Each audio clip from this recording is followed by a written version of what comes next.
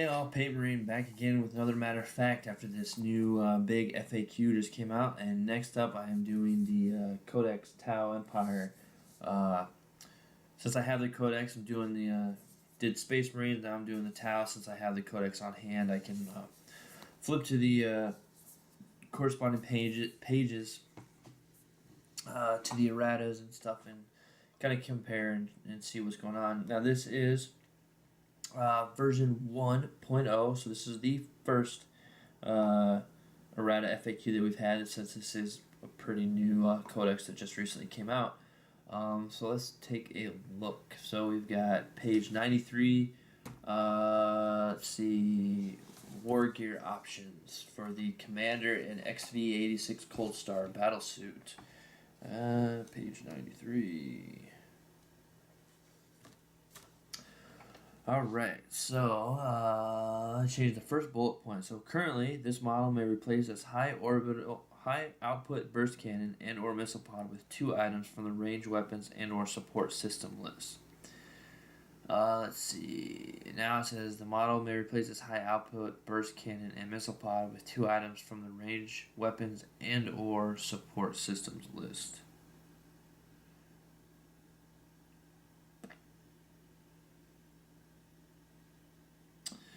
Alright, I have to look a little closer to see exactly here. So this model may replace its high outburst burst cannon.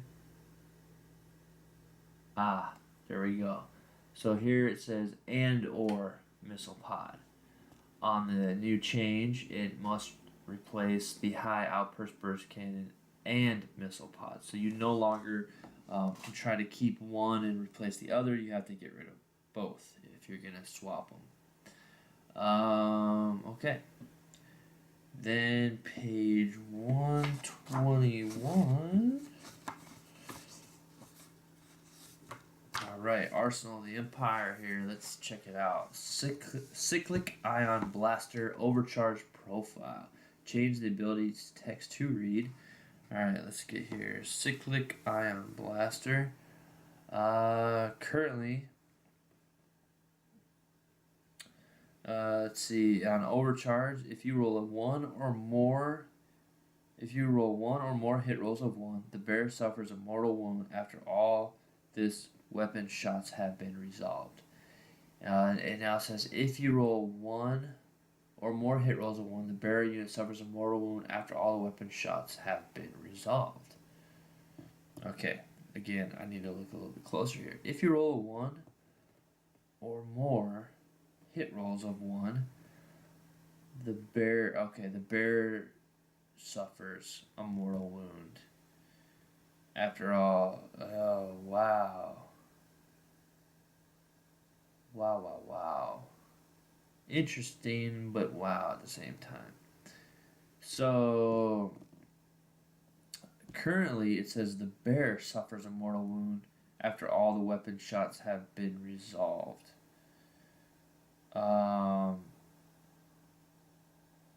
But this one says the bear's unit.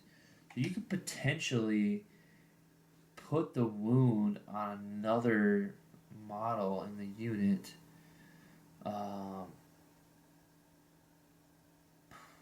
Interesting. That is not the actual fire, like the one that shot. Interesting indeed. Huh. I don't know how often that would come up necessarily. I'm trying to think right now off the top of my head, like who takes cyclic ion blasters other than the ghost kill and then the commander, or I guess any of the crisis suits I believe can take cyclic ion blaster. Well, I guess the other one is a cyclic ion raker, I believe, for the ghost kill. So yeah, the only one I can think of is the crisis suit. So, interesting. All right, let's see. Page 127. Looking at, looks like some sept rules here. 127. Where are you? There we go. And we are looking at the Dilith Sept, Adaptive Camouflage. Alright, so currently, a unit with this tenant that does not Manta Strike, move, fall back, charge, pile in, or consolidate in its turn may claim the benefit to cover in the opponent's subsequent turn, even while in the open. A unit with the tenant receives the benefit of cover even while in the open. A unit with this tenant that moves for any reason loses this benefit of this tenant until the start of its next movement phase.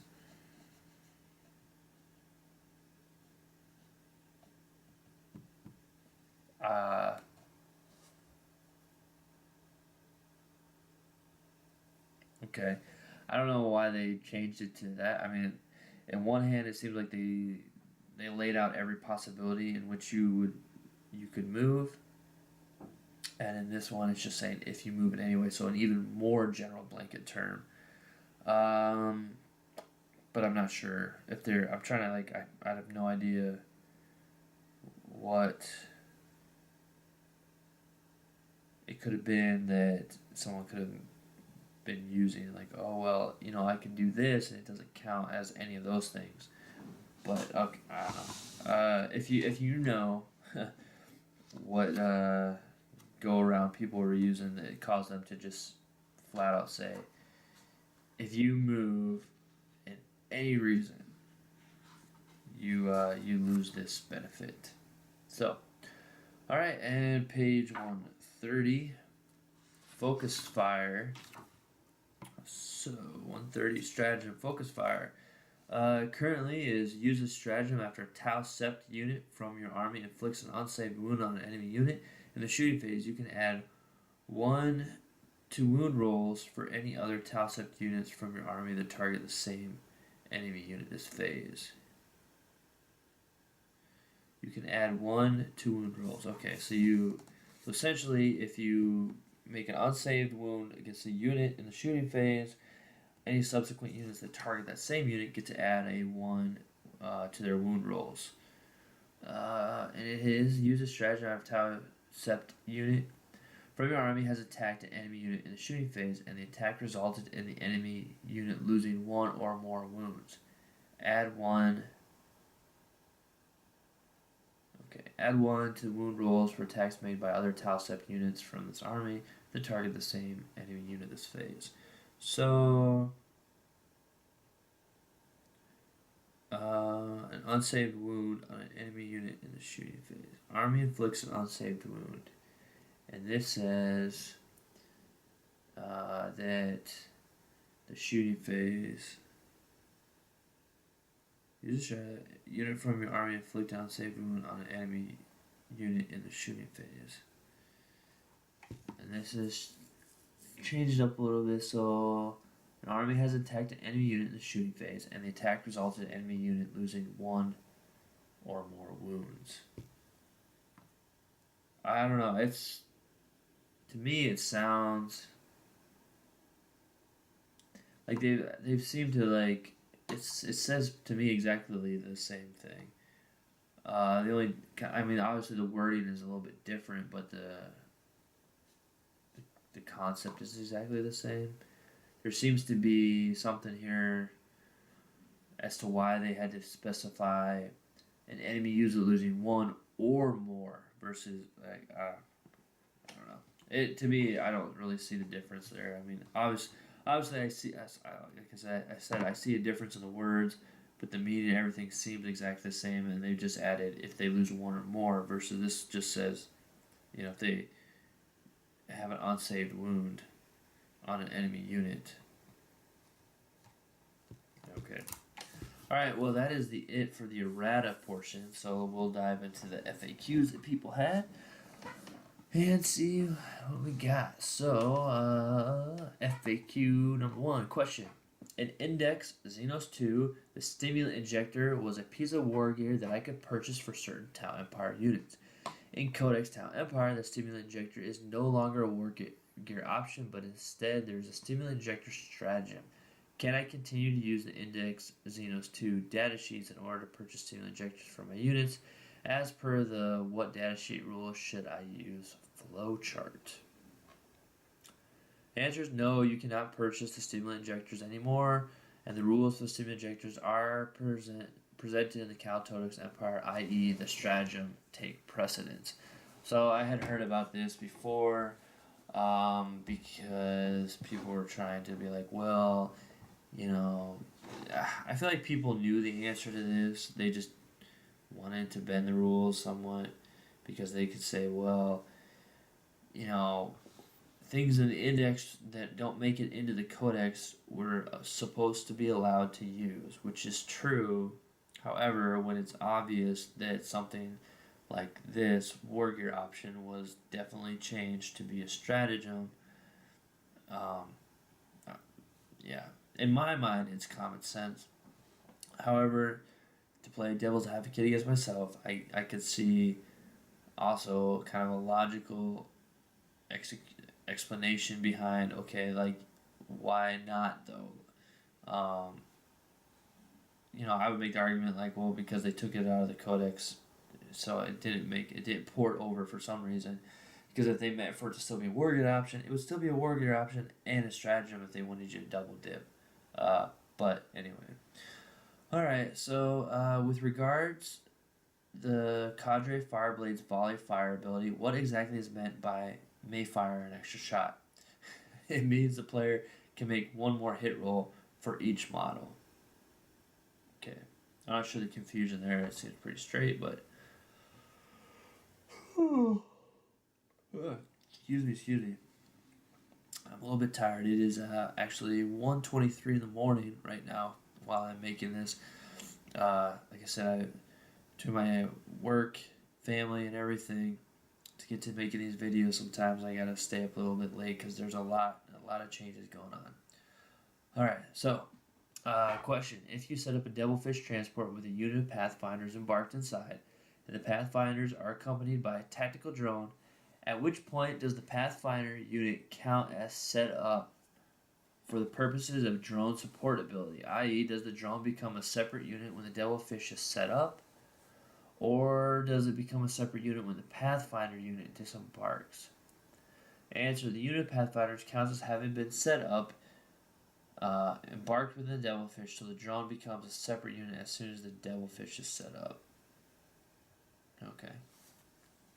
Question. Can an infantry unit with accompanying drones be deployed within a fortification if the drones cannot embark inside the fortification? Yes, but the drones themselves cannot embark inside the fortification. Instead, they must be set up within 2 inches of the fortification when their unit is deployed within it. Okay. So I guess if you have a tide wall and you have a unit that you're going to set on the tide wall, the drones have to be 2 inches off of it, I guess. They can't be on the tide wall with the unit. I don't know, whatever. Because you can just easily move them to be on the tide wall that next turn, I guess. Okay, and let's see here. Just a couple more here. So, question. The multi-tracker allows you to reroll hit rolls of 1 in the shooting phase for a model equipped with it as long as it fires all of its weapons at the same target. What if the target is out of range from one or more of the firing model's weapons? Do you have to pick a target that can be fired at by all firing model weapons? No, the intent is that any weapon that its firing model can legitimately fire must be fired at the same target. So, that's meaning, obviously, if you have a unit that's too far away from one of your weapons, fire everything else at it, and that one does not fire. As soon as you fire that, or if you decide to fire it at a different unit, you do not get the rerolls of 1, and if you do, then you're just cheating. Alright, so can I use the breach and clear stratagem against a unit that has 3 or more marker light tokens on it? Yes, you can.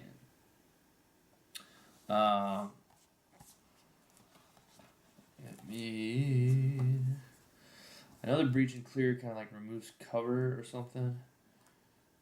But I want to see the marker light thing. So, if you have 3 or more, marker lights is specific. So if you have 3, the target unit does not gain any bonus to its saving throws for being in cover. 4 T'au Empire models attacking this unit do not suffer the penalty for moving and firing heavy weapons or advancing. And 5 or more add 1 to hit rolls for T'au Empire models. they're attacking this unit. Now, so basically, if you get 3 marker lights on one, you do not get a cover save. Now the breach and clear stratagem states, here we are. Use the stratagem of your shooting phase before a breacher team from your army shoots at an enemy unit that is receiving the benefit color. The breacher team rerolls failed wound rolls against the enemy unit until the end of the phase. Okay, so if somebody's in cover, breachers get to reroll their failed wounds against that enemy, and if that enemy has been so marker lighted, they also get no cover. Again, it seems like a pretty, I don't know, obvious stack that would be legal. But I'm sure the person asked because somebody argued that you can't do that because it's too OP for them. I don't know. The idea of breachers in that close clearing out a building is I'd say an interesting thing for that person that's playing T'au to let their breachers to get in close, because T'au don't like to get in close except for breachers, which is kind of cool. I definitely love my breachers. They're pretty cool. Alright, and then finally we have is the experimental weaponry stratagem used before or after I determine how many shots are fired by a weapon? And it says before.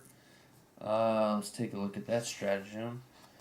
To me, again, it would seem like, of course, you have to declare that you're going to determine a certain number of shots, because otherwise, depending upon how things go or whatever, you could kind of fudge it a bit. So, let's find that one. Oh, man, excuse me again. Alright. Use this stratagem when a Borkan Sept unit from your army fires a ranged weapon that makes a random number of attacks, i.e. heavy d6, heavy 2d6. You can reroll one of the dice used to determine the number of attacks made. Okay, so yeah, so you definitely use this. I can see why they're asking that now, though, after reading it, because it makes it seem like you could roll and then be like, you know what, I want to re-roll that, which is actually, now that I think about this, don't you always have a command point re-roll? Isn't that a thing?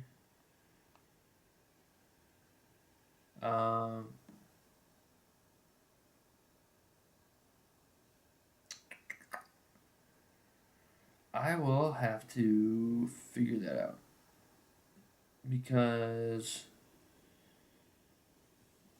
like, of course you could use that. You would say you want to. You have a weapon that's a heavy d6 or 2d6, so like a heavy d6. What is that? Oh, I can't even think.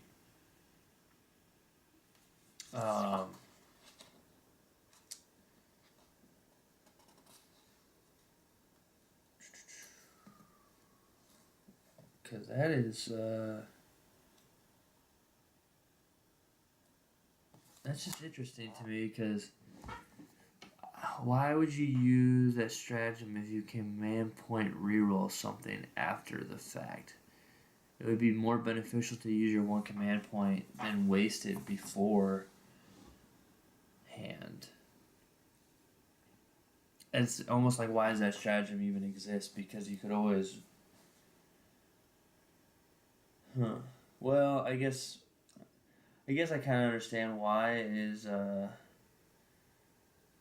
because then you're not, like, cause essentially, like, if you wanted to reroll again in the shooting phase on your wound roll, you're not using command point reroll twice in the phase. However, it's a kind of a gamble to have to use it before, and if you roll a 6 on your d6, then you've wasted it. I mean, it was an insurance call, I guess, a safety net, but kind of a waste. in my mind, I feel like that actually really means I would most likely never use that stratagem unless I definitely wanted to make sure I got at least D6 wounds on something, and I had, or D6 hits or whatever it was, um, and I had already used my command point reroll in that phase. Then I can see the benefit of like, okay, you know what, I really need to seal the deal. You know, even if I roll a 6, I still need the insurance of the one command point to at least, you know, hopefully maximize the effect. So I guess I could see why it would be like that. It's just definitely, I feel like one of the more least used stratagems because of that, but I can see where it can come into benefit if you've already re-rolled that phase. So not the best stratagem in my mind, but I can see where it has its merit. So all right, well that is it for the T'au Empire for their first FAQ in errata in 8th, and we will dive into the rest. Like I said, there is a lot of updates and things to go through. Especially we've had Necrons and Dukari, and I think those are the other two main ones that came out during right after Tau. That have brand new FAQs in this edition, and then we have quite a few others that have been updated. Like I think Nurgle is on 1.3, so they've already had 4 updates to them already. So, all right. Well, again, thanks for watching. Hopefully, you find this helpful, and until next time.